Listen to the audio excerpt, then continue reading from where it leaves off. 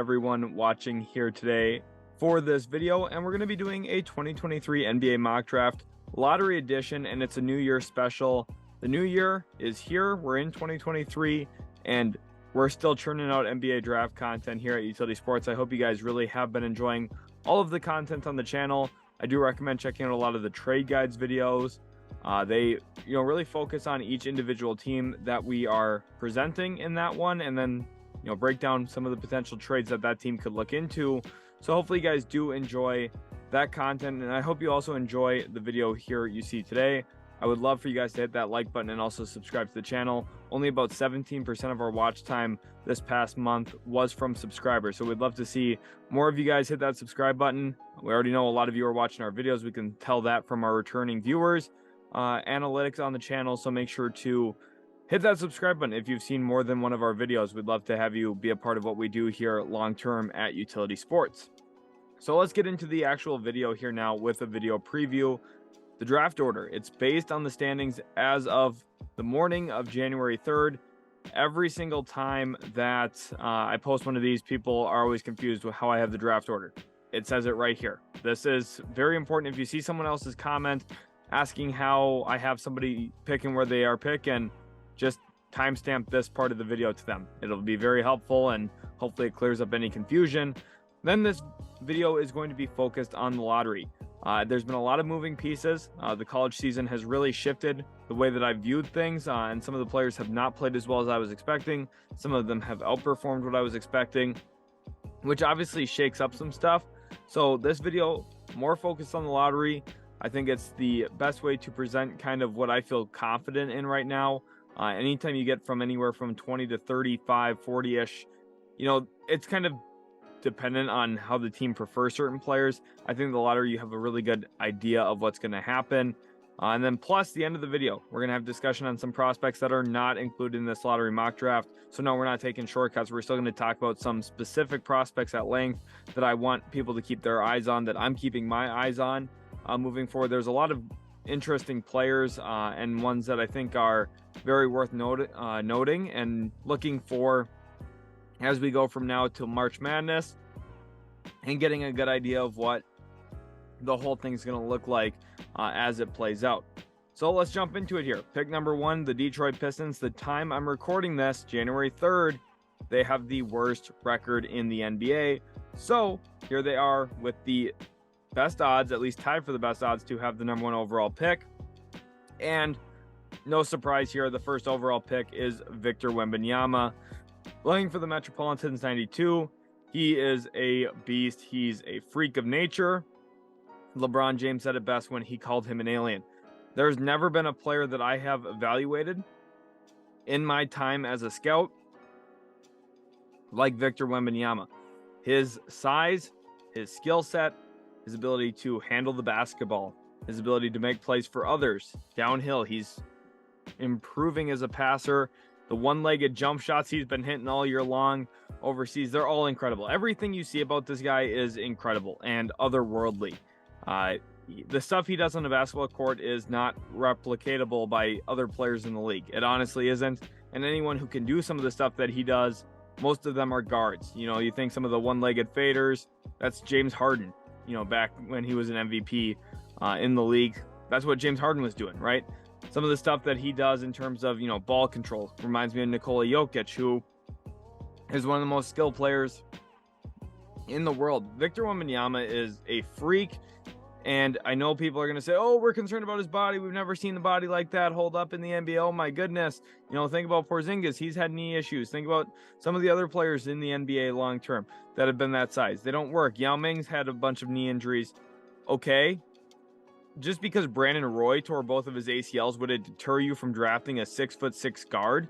No, it would not. The reason that people like to hyperfixate on that is, first of all, there's only like 7 guys that I can even really think of right now that are like 7'4" plus handling the basketball in any capacity at all.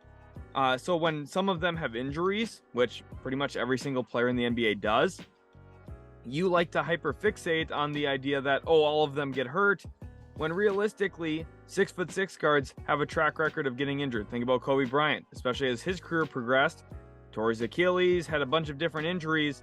Brandon Roy, retired from the NBA very early because of some of those injuries. It's just very easy to remember the guys who are so tall because they stand out due to their height, and it's really easy to not apply that to other players as well. Sometimes guys just get injured, and I don't think it has as much to do with their frame, and I definitely do not think a team should pass on Victor Wembanyama because of concerns about that. I think that would be very silly and a mistake that just will not be made. Whoever has the first pick, they will take Victor Wembanyama, no questions asked. Pick number 2, we have the Charlotte Hornets here now, and this becomes a little bit of an interesting spot for them. Of course, they have LaMelo Ball, and right now there's some rumors that they could be potentially re-adding Miles Bridges onto their roster, which is a separate issue that I do not want to get into on this video, not one that I'm necessarily a fan of, but the Hornets here, second overall, they have to draft Scoot Henderson, just with the idea that he's the best player available. I know he's probably not the best fit next to LaMelo Ball.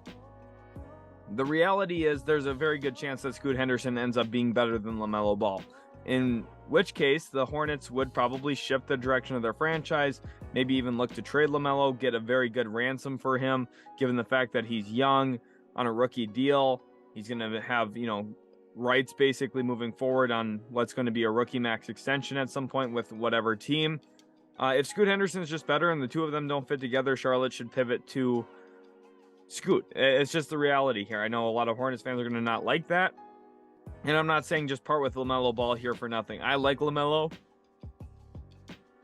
I think LaMelo is a good point guard in this league. He's smart. He's able to score when he has to. He does a lot of the right things. But realistically, if the two of them aren't going to mesh, I think pivoting to Scoot Henderson might be the right move, honestly. I think he's a little bit more dynamic as a scorer. He's definitely much more athletic than LaMelo, despite being smaller. And I think the one thing here with Scoot as well, even though he is smaller, I think that there's better upside for him as a defender than LaMelo Ball, who actually plays pretty small, plays pretty skinny. And you know what? In today's NBA, you need 2+ ball handlers. Think about the Phoenix Suns with Chris Paul, Devin Booker, two guys who are confident and capable of handling the ball in the pick and roll. Now, it's not as smooth probably as a fit, or that's probably a little bit more of a smooth fit than what we're going to see here with Scoot and LaMelo. But realistically, it's about talent acquisition. Charlotte is just void of talent. You can't be playing Dennis Smith Jr., 20+ minutes a night and expect to win a lot of games. This team's just not that good. James Borrego right now is probably wondering how he's out of a job. I think that's a really good question to ask. And unfortunately here for Charlotte, things just aren't going their way. We'll see if they're active at the trade deadline. I think they're a really interesting team to keep our eyes on. Pick 3, this is when things get really interesting. I struggled when I was prepping for this mock draft with who to mock to Houston here. I think there's a lot of options. Houston, one thing I'm going to say about them, there's a couple different routes. You could go best player available, or you could go best player available at a need. And I think that there's a real argument to be had here. First of all, with where we're at in the season, I don't think this is a lock to be the best player available or the best player available at that position. I think that there's a lot of stuff that can still shift and change and kind of, shift our perspective on what teams would prefer at what spots. But here for Houston, I just think a couple years into the rebuild, at some point this team's going to want to start winning. And because of that, I'm going to go with Amen Thompson here for the Houston Rockets. He's been playing really, really well for the overtime elite team that he's playing for. He's averaging around 6 assists a game, which is one of the things that I really value here for Houston. I think that they need a point guard and a big point guard with athleticism like Amen Thompson to kind of give them that floor general, give them that playmaker that they need around their other talented players. I think Jalen Green's very talented. I think Alperen Şengün's one of the more underrated players in the NBA in terms of the actual talent level that he has. He does stuff that Nikola Jokic does, and I just don't think a lot of people talk about it because, one, he's young. Second, he's not as big of a name as Nikola Jokic. And thirdly, he's playing for Houston. They're losing a lot of games. This team, they have talent, right? I think Kevin Porter Jr. is a really interesting player in terms of whether he's a starting wing or a 6-man off the bench, whatever, you could see him being. My point here is there's a role for him in Houston, and I think Amen Thompson probably comes in and is the starting point guard. on day one of his NBA career. And, you know, it's probably not going to mean a lot of winning right away for Houston. I still think that they'd have to work some kinks out. I don't think this Houston team is going to win for at least 2-3 years yet. But I think there's more pressure on them to actually build in terms of fit and addressing some of the deficiencies on this roster. And I think point guard's one of them. One thing that I've really come to learn about the NBA as well, if you're trying to add a point guard or a center in the draft, you better give yourself at least 1, maybe 2 years of buffer time from when you actually need them to be good, because it's really hard to get a point guard or a center up to speed as an 18, 19-year-old kid in the NBA. It just doesn't really happen that well, which is what makes Jalen Duren so special this year, because I feel like he's doing a lot of the right things for Detroit. Yes, that team's still losing a ton, and that's kind of my case in point here is even though Jalen Duren's doing a lot of great things, it's still hard to win with a young center, young point guard. So I think, you know, Amen Thompson probably helps them move their window forward, which is what they need to do here. They need to be good 2 years from now. Otherwise, you know, you probably see a changing of the guard in terms of management with Raphael Stone. If he wants to have this job, you just can't, you know, keep losing. Since trading James Harden, I believe they're, I think 44 and 136. So, you know, being nearly 90 games below 500 is not great. Since trading James Harden, you know, at some point you're hoping to turn that around. I think that they need to. I think there's more pressure for them to do it sooner than later. Honestly, I don't think Tillman Fertitta is a super patient guy, and I think he's someone who wants to win as the owner of the Houston Rockets. So there's going to be some pressure at some point. Right now, everything seems fine and dandy, that there's not a lot of pressure and focus on development. You know, at some point you have to start winning though, and you know, fans are not just going to be okay if you're the worst team in the NBA for 4 or 5 years. And Houston's been right around that territory now for over a year and a half. Pick 4, San Antonio Spurs now. And first of all, the Spurs, a lot of credit to them last year. I mean, it's incredible to see that team even made the play-in. Just with how, you know, DeJounte Murray played toward the end of the year for them. Of course, now he's in Atlanta, but the Spurs, you watch them this year and this team's just not that good.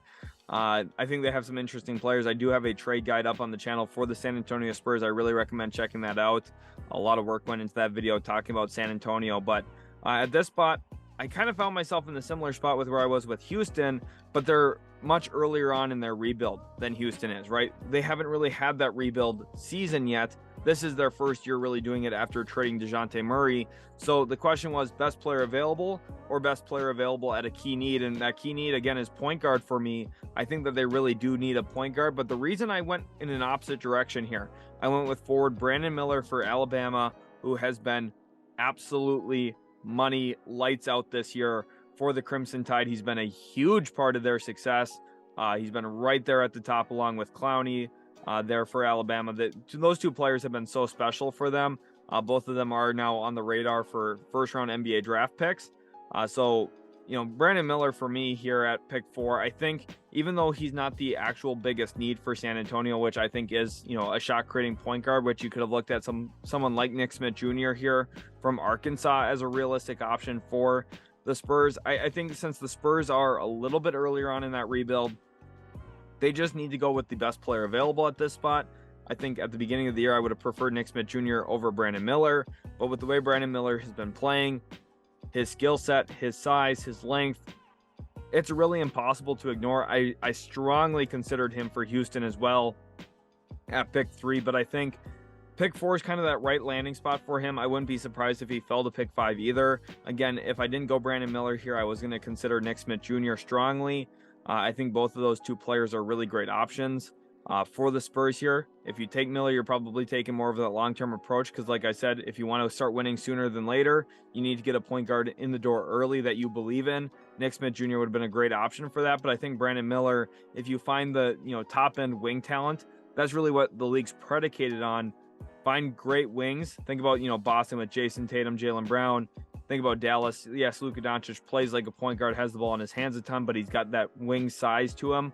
That makes him nearly unguardable when you match the skill set with the frame. Think Kevin Durant, think LeBron James. The best players in the world oftentimes are wings. You could even look at Kawhi Leonard, Paul George for the good part of the last decade here.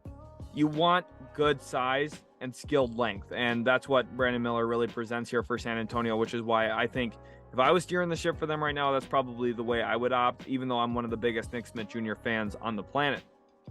So pick 5 here, you can probably guess where I have Orlando going. And I think this is really, really good for them. I think Orlando's in a very, very good spot going into the future. Franz Wagner was a phenomenal pick for them. One of the players that I actually missed on a couple of years ago. I think I sold short his athleticism. I knew he was a good, skilled player. I just wasn't sure if he was going to adjust to the NBA as well as he has based on the athletic standpoint. I think he's done wonders for Orlando, and I think Paolo Banchero's been awesome this year. He was my pick for Rookie of the Year. Even before the NBA draft started, I said, hey, look, this guy's going to be phenomenal his rookie season. He's one of the most NBA-ready guys that I've evaluated in terms of being able to step right in, and he's shown that this year. A ton of 20-plus point games. Orlando's in a really good spot. I like what they have in Bol Bol as well, who's kind of been a really fun player for them this year. Now, I don't think Bol Bol is going to be a guy who's a high-volume player in terms of winning. I think that he needs to find a little bit of a smaller role for a team that can still be really beneficial for that team. And Orlando right now, at the time I'm recording, they have 13 wins. So it's not like this team is really good this season, but you can see some of the makings of what is going to make this team good long-term. And one thing that they're missing here is, I think, just really good, consistent guard play. And Nick Smith Jr. for me gives you that. He's a skilled shot maker. He's a very skillful distributor of the basketball as well. I like his ability to attack downhill. He's got a very, very good floater. Kind of reminds me of Mike Conley in that way. Mike Conley for years in Memphis was, cutting defenses up with his floater. He get into that, 12 to 13 foot range, a little bit outside of the restricted area, a little bit inside of the free throw line. The big would rotate over to try and come get a block, and he just, a little teardropper over the top. Nick Smith Jr.'s got that in his game, although I think he's a little bit bigger than Mike Conley. I think he's going to be a little bit more skilled as an outside shooter than Mike Conley was early in his career. Now, Mike Conley ended up being a very good NBA player for a long time. I still think at this point he's a pretty good NBA player. Nick Smith Jr. is going to have a really nice long career, just like Mike Conley, honestly. And I think his upside's even higher than what we've seen from Conley, who is a one-time all-star. I wouldn't necessarily call him that myself. The year that he got in was kind of a favor by the NBA more than anything. But the Orlando Magic here are getting a special player who I think can do a lot of really nice things running a show. I like what I've seen from Paolo, kind of being the guy there at times where, he gets to handle the basketball. But I think for Orlando to really get to their next level, you want to go with a guy who is going to be able to handle the rock for you a little bit and do some nice stuff like that. So I think he can be the point guard for this team, but still work really well off the ball. We've seen that with Anthony Black this year. Nick Smith Jr., I think, is a really nice pickup here for Orlando and really elevates what this team's going to be 2, 3, 4 years from now.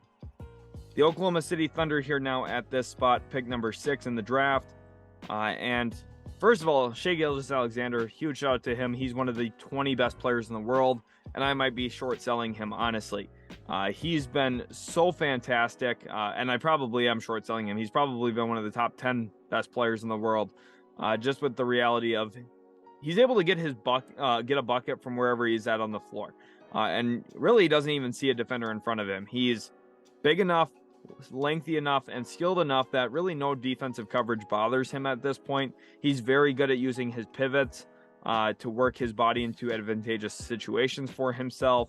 And I really liked him coming out of college a few years ago. I never really saw this for him when he was a draft prospect. Now, after his first year with the Clippers, I thought that there could be something there in terms of, maybe being a 20-8 type of guy.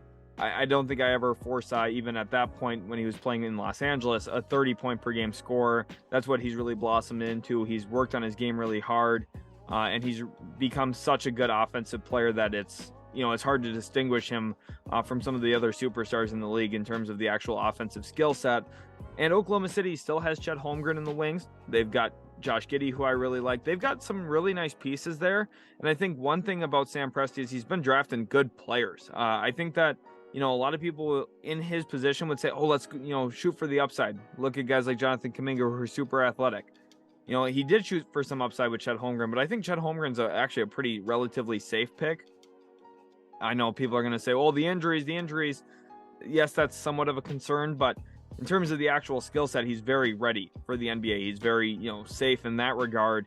And I think here, probably a similar outcome. Cam Whitmore from Villanova, he was awesome this past summer for USA basketball, playing in a U20 league. He was the MVP of the team.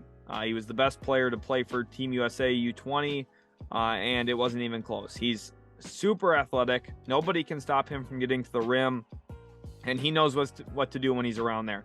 He's a highlight show in terms of dunking the basketball. And I think if you look at this Oklahoma City team, there's two things you need. I think a little bit more athleticism and dynamism on the wings, and secondly, you need more physicality and size.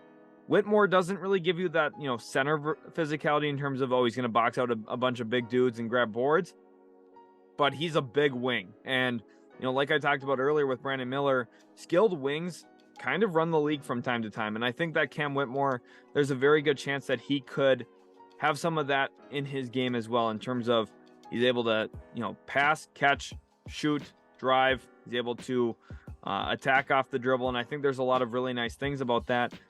Wings who can pass off of a live dribble instantly have a lot more potential than a lot of other guys in draft classes to begin with. When you're someone who's 6'8" and can attack downhill and make the right read off the move, you become very intriguing for an NBA team in the top 10. And Cam Whitmore has done that this year in the Big East for Villanova when he's played. I think he's a really, really nice option here for Oklahoma City. I think he provides some of the things that they are missing. And I think he makes them a team that, honestly, 3-4 years from now, we could see Oklahoma City being a real threat again in the Western Conference. Pick 7, the New Orleans Pelicans here now. This pick comes from the Los Angeles Lakers in a swap deal. That the pick here is from the Anthony Davis trade. So the Pelicans have the Lakers pick. The Lakers will theoretically have the Pelicans pick, later on in the draft. Of course, this is just a lottery edition mock draft here. But I'm looking at Anthony Black, player for Arkansas. I referenced him earlier, playing alongside Nick Smith Jr. He's a lengthy playmaker, and he's something we've seen David Griffin prioritize in the draft before. Last year took Dyson Daniels. I think those two guys are very similar players. Black, I think, a lesser defender, but I think he's more opportunistic defensively. He's somebody who really likes disrupting passing lanes, and he knows how to get his body involved in that. He's able to get his arms in the passing lanes. He's able to deflect a ton of passes. And from there, he knows what to do with it on the way to the rim as well. He's got really good, solid requisite athleticism for a guard in the NBA. I see him kind of as a hybrid 2-guard who probably can run a second unit. Think kind of Joe Ingles, but more athletic, a little bit better in terms of actual playmaking feel when he came into the league. Joe Ingles was nowhere near where Anthony Black is in terms of where he was when he was first entering the league. And Joe Ingles is a very good NBA player for a long time. And I think Anthony Black's a better example of this because he's more athletic. I think he's further along in his development than when Ingles was. And, for some people, they might be saying, well, the Pelicans don't really need this. It's kind of hard to see a lot of needs for the Pelicans. The only other thing you could really consider here is a center. And I just don't see a ton of other centers that would be worth taking in the top 10.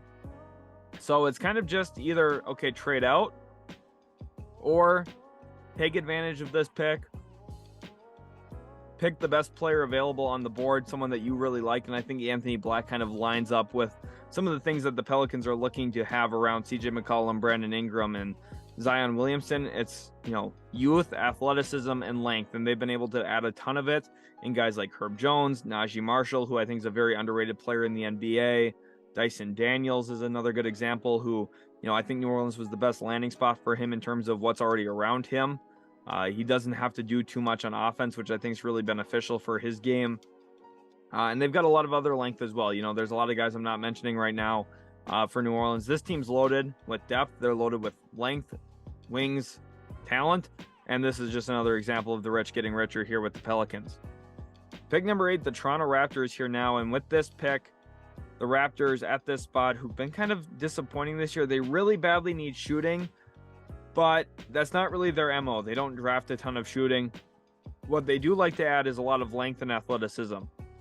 Ausar Thompson, Amen Thompson's twin brother, also playing for Overtime Elite, is I think, a perfect example of what Toronto would look for and what Masai Ujiri would look to add to a team that right now has a lot of questions. At the time I'm recording this, I don't know 100% without a shadow of doubt that Gary Trent Jr. will be on this roster come February 9th after the trade deadline. I just don't know that. I'm not even 100% sold that OG Anunoby will be, although I think he should. You know, there's questions right now around this team. There's also questions about if Fred VanVleet will be there. I think that a lot of options are still on the table here for the Raptors. So right now I'm kind of thinking, okay, athleticism, size, length, and some playmaking feel that Ausar Thompson can tap into. He's not as skilled of a ball handler as his brother Amen. He's not as skilled of a passer as Amen Thompson, which is why he goes, I think, somewhat significantly lower here.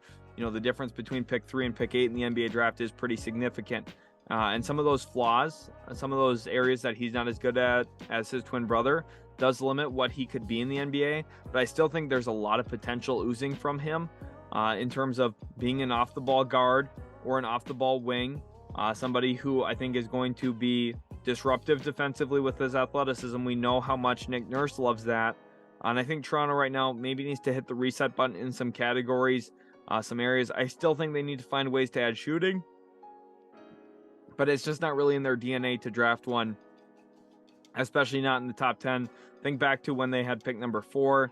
They went with Scotty Barnes, somebody who kind of fits some of the same mold as Ausar Thompson here.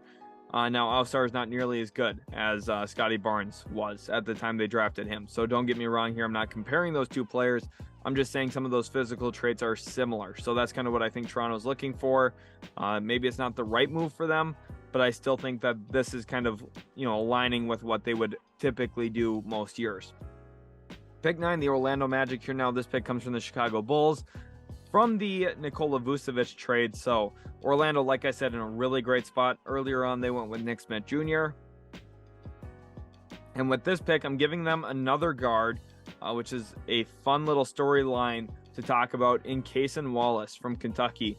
This guy has dog written all over him. I think a lot of people will compare him to Marcus Smart throughout the draft process here. It's because he's a bigger guard who likes to play defense. Now, the one concern I have here about Cason Wallace, he's not like Marcus Smart in terms of, oh, he's going to sit down in a stance, square up shoulder to shoulder with you and try and stay in front of you and limit your, you know, your scoring output.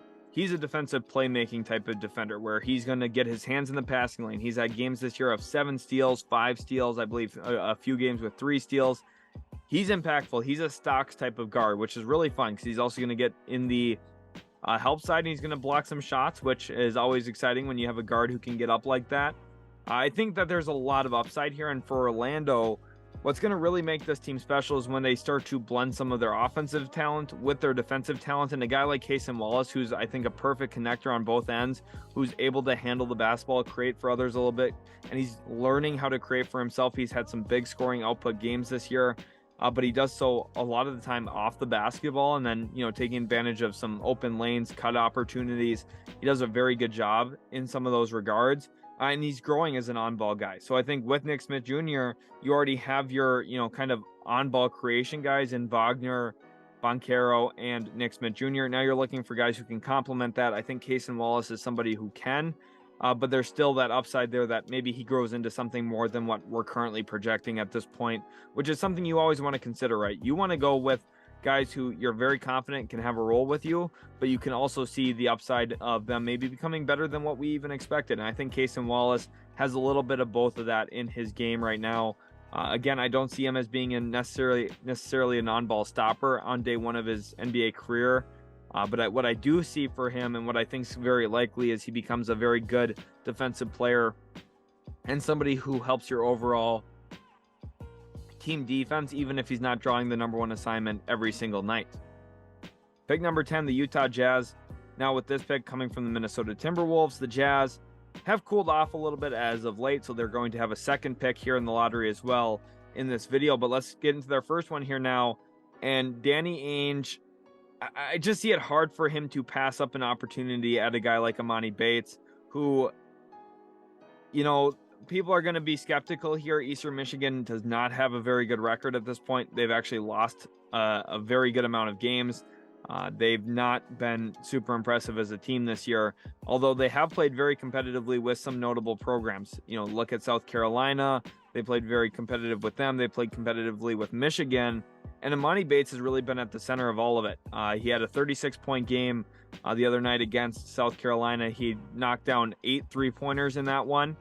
And when you have a 6'7", 6'8" wing like Emoni Bates, who can, although yes, he's very slim, very skinny, he can handle the ball like a point guard, and his first step is insanely quick.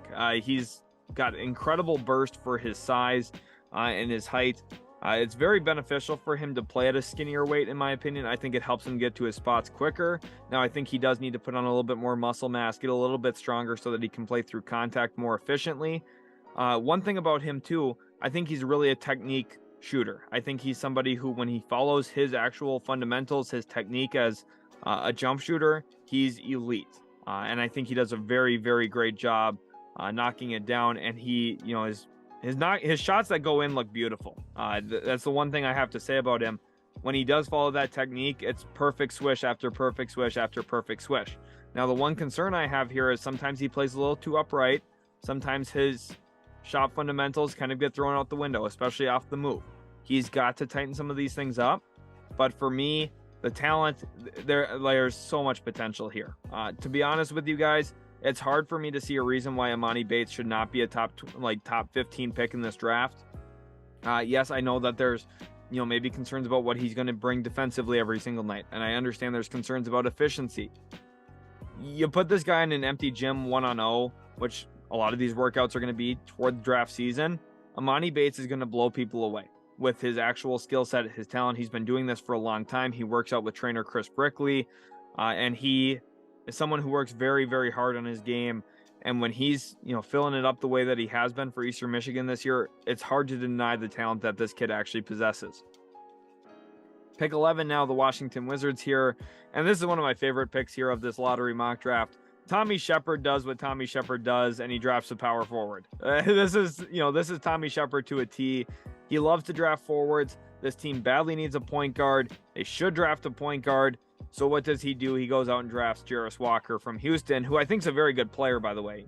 He's about 6'9", 6'10", 240 pounds. He's built like a truck. He's going to be able to come down the lane and hit people. He's a good defensive option to have against some of the other players in this league right now. In terms of Zion Williamson, Giannis Antetokounmpo, two special physical forces of nature that are hard to match up with.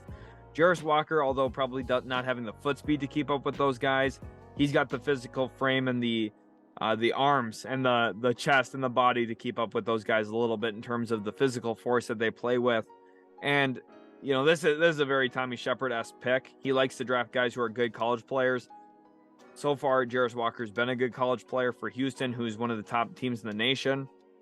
And you think about, some of the draft history from Tommy Shepard. You think about guys like Corey Kispert, Johnny Davis, both guys who lit it up in college for notable programs in Wisconsin and Gonzaga.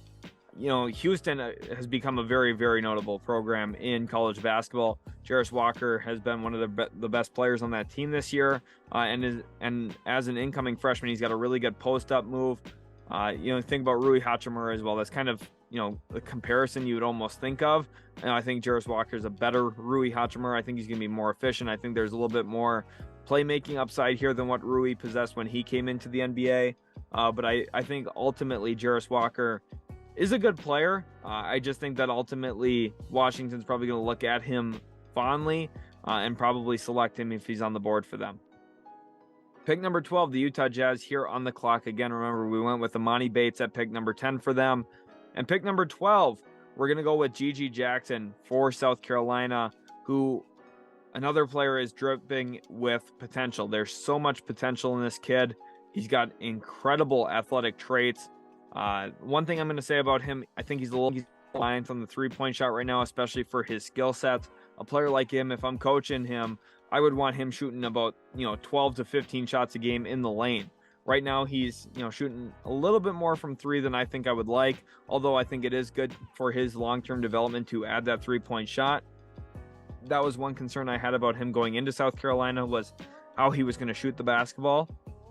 And right now the efficiency is a little bit of a concern, but you actually watch this kid play, you put on the tape, you watch the actual games, and he's impressive in a lot of facets. He knows how to play without the ball. He catches the ball around the rim, and he knows how to go up with it. He can catch, finish all in one smooth motion.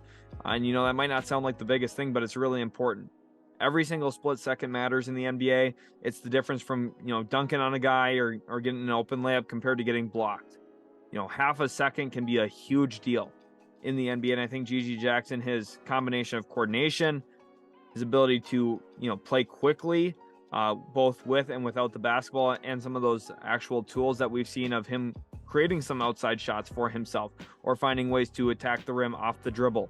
Those things are very important, and I think it gives Utah a lot to hope for from him, who he's a very young prospect. I believe he's the youngest prospect in this draft. So, again, if you're Danny Ainge here and you say, okay, Utah, we're playing pretty good this year, maybe not going to be a playoff team, but we kind of like some of the pieces we have in Lauri Markkanen. Maybe want to keep Malik Beasley around. We kind of like some of the players. Jordan Clarkson is extension eligible. We kind of like what we have a little bit. If we can add 2 lottery picks this year in Amani Bates and GG Jackson, 2 guys with massive amounts of potential, seems like a pretty good outcome for them, honestly, and something I think Danny Ainge would strongly consider. His draft, history has been very good at times, somewhat shaky at other times. I think Amani Bates, GG Jackson, though, those are 2 high upside swings that I think are really worth taking here, even in the lottery. Pick 13 now, the Atlanta Hawks.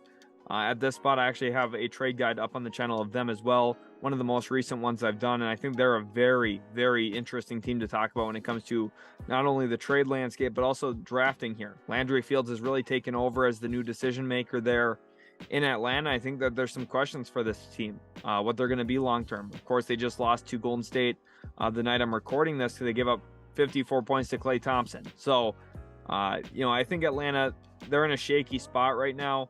Trae Young has just not shot the ball well this year, and I think those things tend to correct themselves throughout the year, but at some point you have to have a little bit of concern here, and I'm kind of hitting that concern button just a little bit here on Atlanta.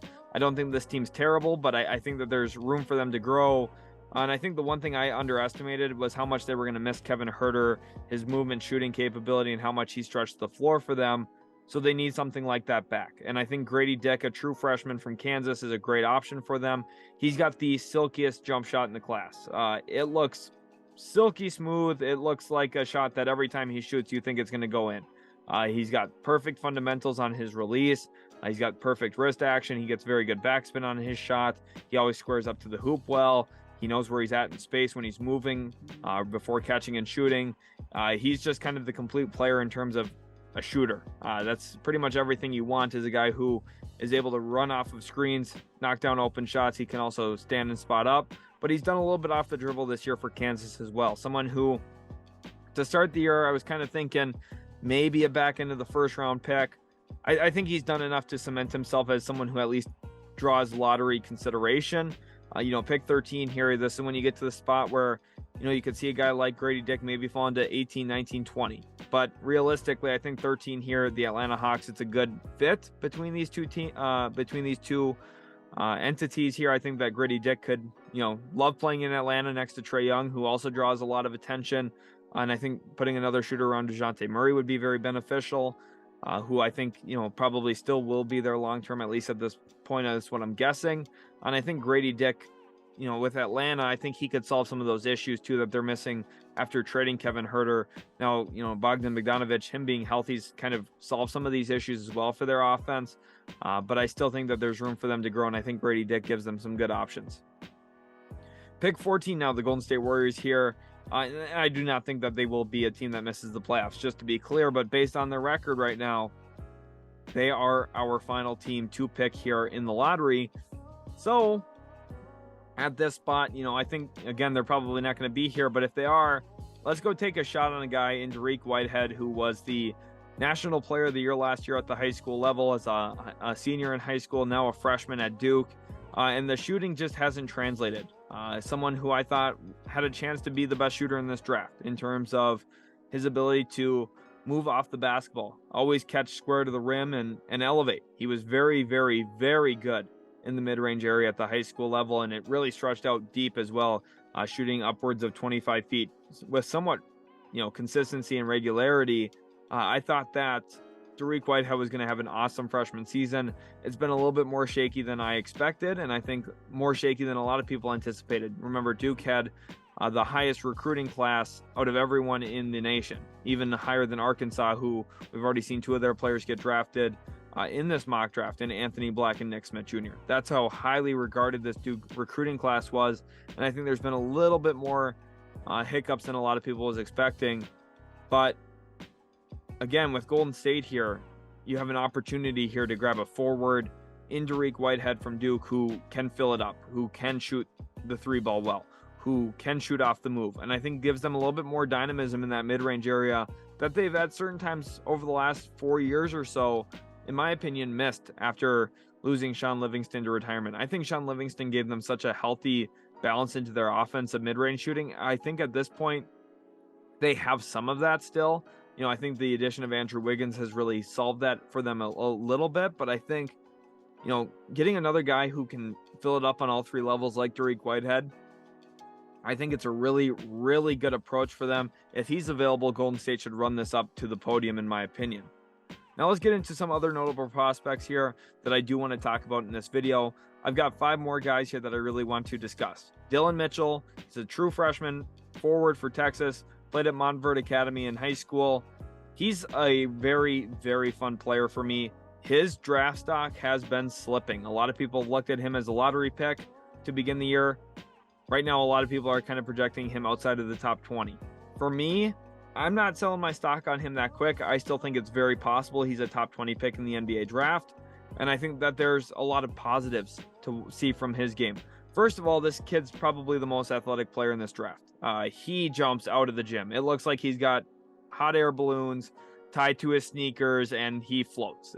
Some of the stuff that he does in terms of just the verticality is incredible. And I wish I had that type of bounce. He's that type of player. He's so much fun to watch in that regard. And I think the one thing that some people don't really have the eye for, he works primarily off the ball.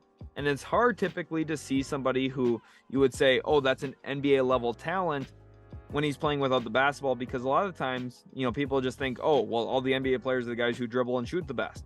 That's not necessarily the case. Dillon Mitchell, with how role-oriented the NBA is, I think Dillon Mitchell could have a really, really nice career sitting off the baseline. I really look at him as a Jared Vanderbilt plus. Jared Vanderbilt has done a ton of great things for Utah. He did a ton of great things for Minnesota last year. And I think he's a phenomenal NBA player. Jared Vanderbilt is. He does a lot of the right things that you're hoping for. And I think Dillon Mitchell is like the premium version of that. He's more athletic. I think there's more upside there. I think that it's possible that we could see him progress into a better shooter than Jared Vanderbilt, although I'm not certain about that at this point, but I think it's possible. Dillon Mitchell, I think there's still a ton of upside here. And I think he's going to play into a role that's very beneficial around other star players. And that makes him a star in his role. And if you want to win NBA games, if you want to win NBA championships, you need star role players, players who excel in their roles. Think about Bobby Portis for Milwaukee. Think about, for Golden State, Jordan Poole was a star 6th man. Kevon Looney's a star screener for them. You need players who star and excel in a role. Dillon Mitchell does that. Bryce Sensabaugh, someone who's gained a lot of traction for Ohio State as of late, kind of reminds me of Malachi Branham. He's kind of got that same physical build to him. He's about 6'5", kind of a stockier guard.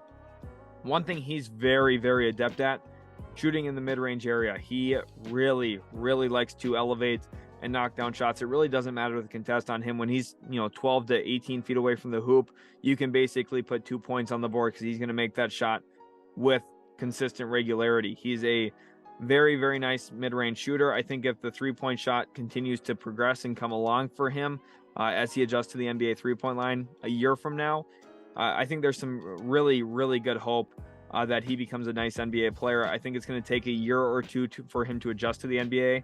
I could see him going anywhere from, right now at this point, pick 18 to pick 26. That's kind of the range I'm seeing for him.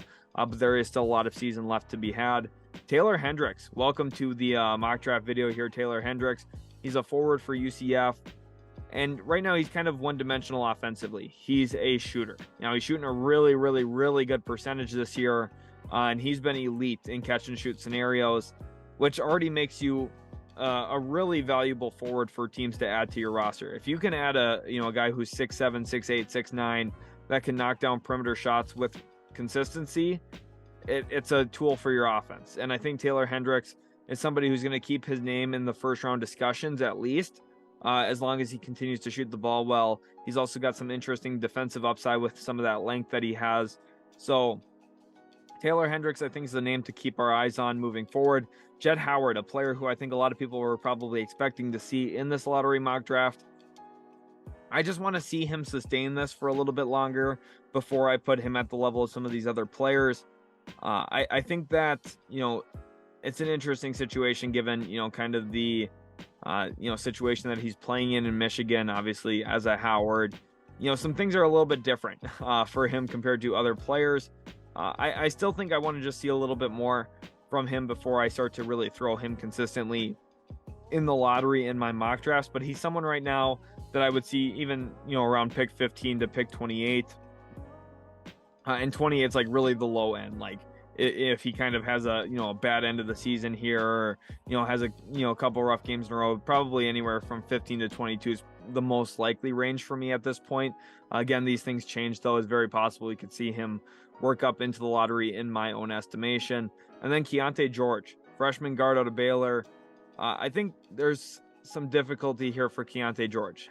His play style is not necessarily what Baylor would like to do, but Baylor is also kind of molded to fit him a little bit as well.